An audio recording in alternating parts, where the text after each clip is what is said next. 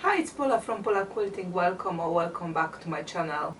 My husband did a big destage in his wardrobe and he gave me a big pile of buttons up shirts, all cotton. So I quickly cut them up in case he changed his mind.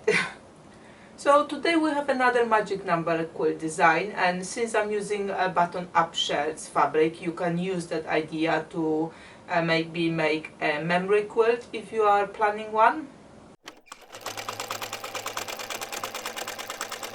The largest cuts we will be making are 6.5 by 6.5 squares. So if you don't have big scraps like that, you can make up something out of smaller pieces. So you can have a 9 patch of 2.5-inch squares. You may have some jelly rolls left over, so you can use to make a rail fence block, or you just make a crumb block and cut them to 6.5 inches. But it can be totally scrappy quilt, and you can use whatever fabric you have in your stash. As usual, the layout and some options how you can arrange the blocks will be available as a download for free from a Facebook group page Paula Quilting with Friends. But also for those who are not on Facebook, if you stay to the very end of this video, I will put the pictures of those layouts there, and you can either take a screenshot or make your own notes.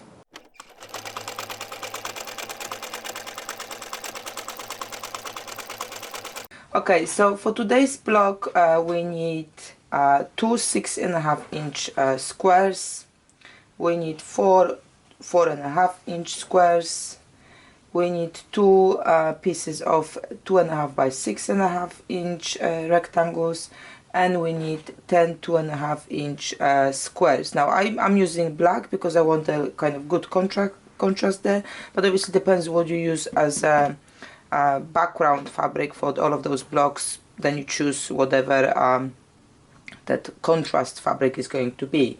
And as I mentioned, if you don't have bigger scraps like this, make a rail fence, put some smaller blocks together, use a crumb block, whatever you have in your stash. Don't buy fabric though, just use what you have. So what is the layout? For those who are not using the Facebook, I will just have a close-up here on the layout. So we have two those bigger squares on the outside. Inside we're putting our rectangles in between, and at the bottom row we have all the squares.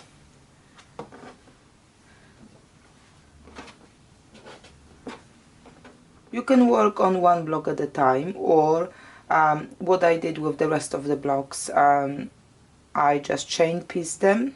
So basically I picked up random 36 of those squares, 36 of those squares, 72 of those squares. I did snowball them in one go, and then I tried to kind of arrange with the colors after that. So yeah, how you like to do it, lucky dip or more settled, depends probably what fabric you're using, where you're starting from. So those are the layouts for the blocks. And we want to snowball those squares in this corner, at the top here for the rectangles. Again, we'll be snowballing here, and just one corner of the 4.5-inch squares. So like I said, you have a pile of those. Before you maybe start putting them in some color coordinated piles, or however you like to sort them out, just snowball them in one corner all along, and then those ones just need to be snowballed on two opposite corners. That's easy. Here again, it is easy, you can do it random if you like. They need to be snowballed this way. So you will have a black corner on this side, and you will have a black corner on that side. So you just need to maybe put them in two piles and then snowball in different directions. But again, very easy to chain piece. And though this is the one block, I would recommend you only stitch together this section and keep those two sections separate, because it will be easier when you want to then put them in the rows and columns, and I will show that step next. So let me quickly snowball everything, and again chain piecing. That's the key. Chain piecing on snowballing, chain piecing on putting those things together, and I will show you how to do it. There are different methods how to mark your fabric for snowballing. You can either iron the crease and then you follow the crease. You can draw a line, or what I usually just draw myself a line here on machine going from the groove on my foot. There's a little bit of groove here. You put your needle down, and I'm going from the needle down. I just draw with the pencil or Sharpie sometimes a line down. So then when I'm coming with the machine to do the snowball, I'm putting one corner where that needle is, and I'm aligning the other corner with my line here, and I'm just going straight. Now if you thinking that your stitches may not be exact, straight, that you will not finish exactly in that corner, try go to the side of the corner you will be cutting off, because if you are here on this side of the corner, when you fold it to at the ironing, you can fold it properly before you cut it off, even if it's not exactly on the stitching line, and I will show you later as well. But if you are on this side of that tip, you will be missing the fabric. So let me quickly snowball all of the pieces, and then I will show you what I mean by go more on this side and what it looks like.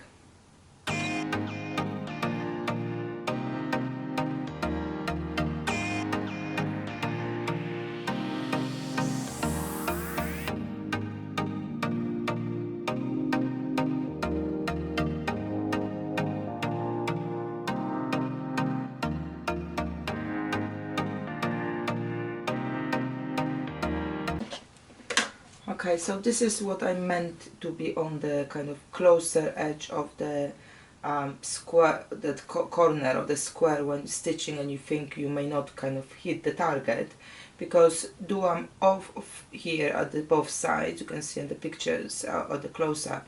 When I fold it to iron, I will make that kind of crease in the right place, and when I iron and then just cut it off, I will keep that crease in the right place, so I will be having it correct and accurate, and that's how I will stitch to the rest. But if I'm going to be below that line or below those corners, when I get to the kind of ironing, I will be off here. You still can lose it in the seam. It's not going to be like miles away that you cannot lose it. You can, but then you have to remember that you need to kind of keep it in mind when you will be stitching two blocks together to offset it. Otherwise, your blocks are not going to be straight. So it's just a little tip there. I will now take it all to the ironing board and iron them, like I said, out, make it nice and flat, and then I will just trim on this side that excess.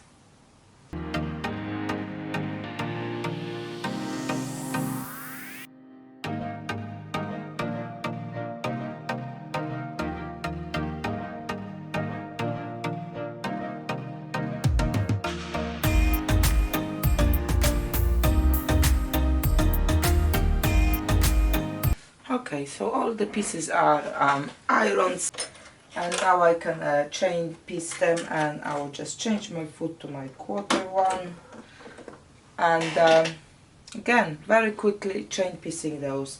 Now those two seam here, they go in the same direction on both sides. I'm not going to be changing the direction, though they go in the same way.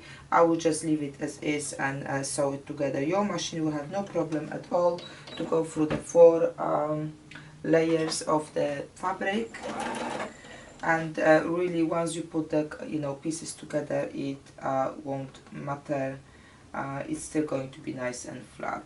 So just trying to match them here to kind of have that nice corner inside, but I'm not striving for perfection. I just want to have a finished quilt top, and I'm just going to do my best.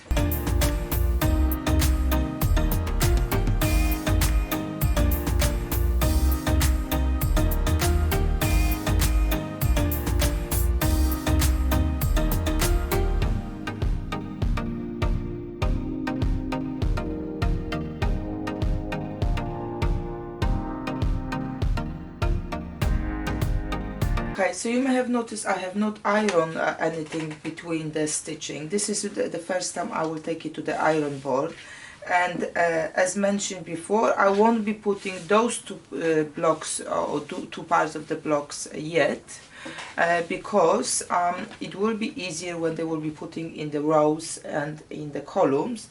And also, before I put them in the design I was thinking about, we can have a look what other options we can make out of those blocks as well. So it's just, you know, give us more opportunities to play with them before we stitch them. And I finished all my blocks, and before I show you which pattern I've kind of picked to set up for my quilt, have a look at some other options, as I know there's plenty more we can work out from those blocks. So layout 1, I'm using only half of the block, and it's the same half all the way, so you would only do just one part of the block for that layout. It creates like a duck footprint where those 3 snowballs meet, the black ones. Layout 2, I'm still using half of the blocks, but each row has the other side of the block, so you would need to do a full block, all the halves, and then just lay them out alternatively in the rows.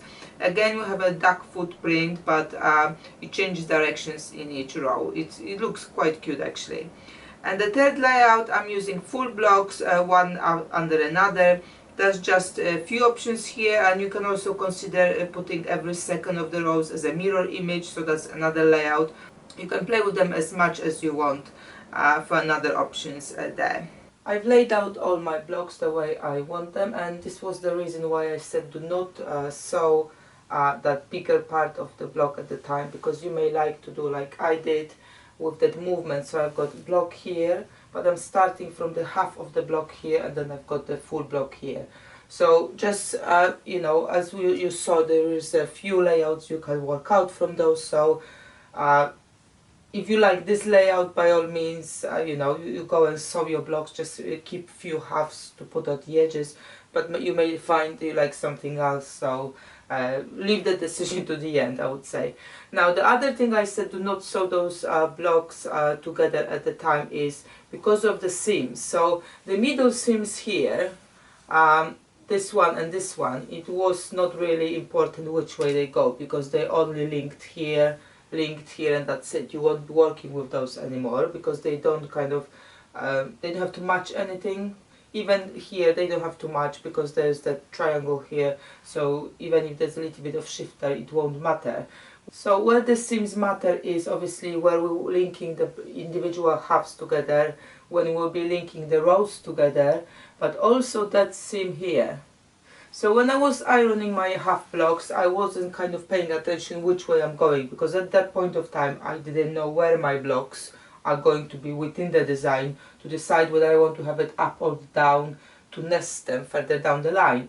But now, because I have them laid out, I can take my first column and start sewing to the column number 2, and then if those seams are going in the same direction, which in this occasion they do, I can just push this one up, and I will re-iron later. And then when I will add the column 3, if this one goes up now, I know that this one goes down. So it's very easy to kind of readjust that seam as you go along. So let me take it to the machine, and I will catch you up when I'm starting adding the column 3 to show you what I'm talking about.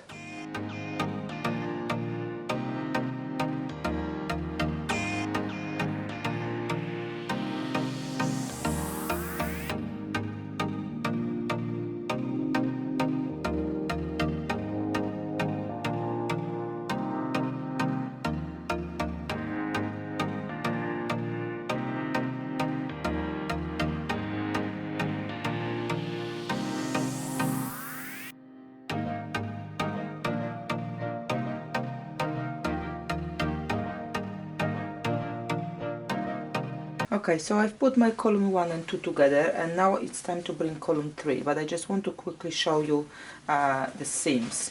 So like I've mentioned, those seams here, I've been nesting them as they were coming in. So if this was ironed down and now I need to have it up, I will, because there's nothing else stopping it from going up, so there's no problem there, and I will re-iron later. but there's a one more seam here I want to show you. So those two here, you can see they've been those corners ironed the same way, but I wasn't trying to nest them. I kept them both up. There's not going to be a problem with it either, but then again here in the middle I've nested the same way as the other one. So that's how you need to go along. And let me bring the column 3 now, and then I will show you what I meant. Okay, so I've got my column 1 and 2 here sewn together. I'm taking column 3, adding it on, and just before you start stitching, just have a look which way these seams should go. So this should go up. That means I'm gonna have to put this middle seams down, and that's how you need to check every block you will be making now.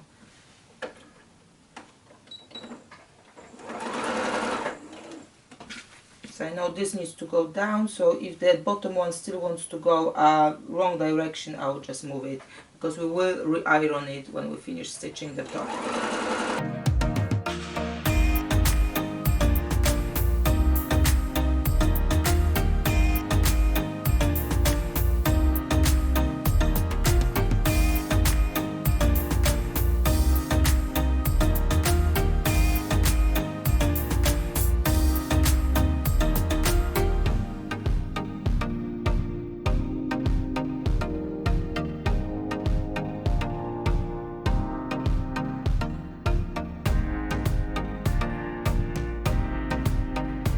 I finished off sewing together all the columns, and now I've got all of those rows linked by the stitches in between, so it's all, you know, nicely in one kind of piece.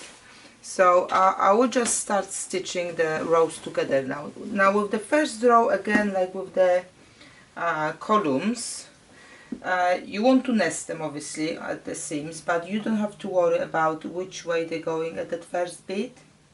And the only seam I am kind of nesting is the one here where the individual half blocks were linked. All the other ones we don't actually have anything to match up, so it's a straight stitching, so you don't have to worry about anything.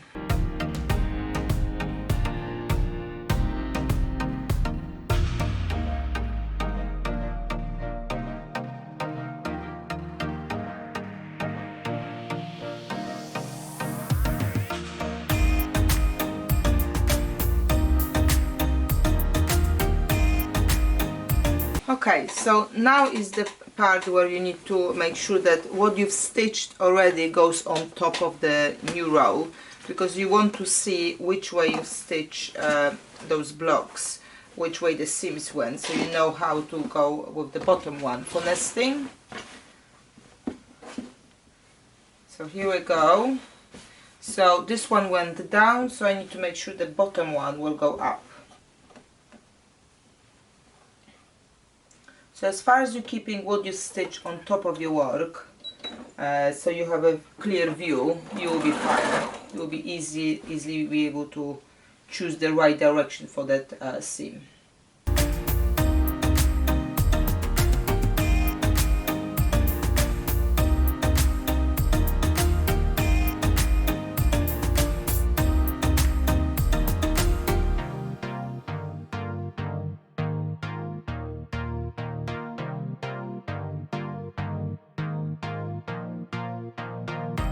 Okay, so I will carry on until it's finished and then iron it and show you how it looks. So here it is. I've sewn together all the blocks. I'm really happy how it came out, and I'm calling it falling stones because of those middle blocks where the snowballs are meeting. They look like a stones falling down, so that will be the name of this pattern, and I hope you enjoyed this tutorial.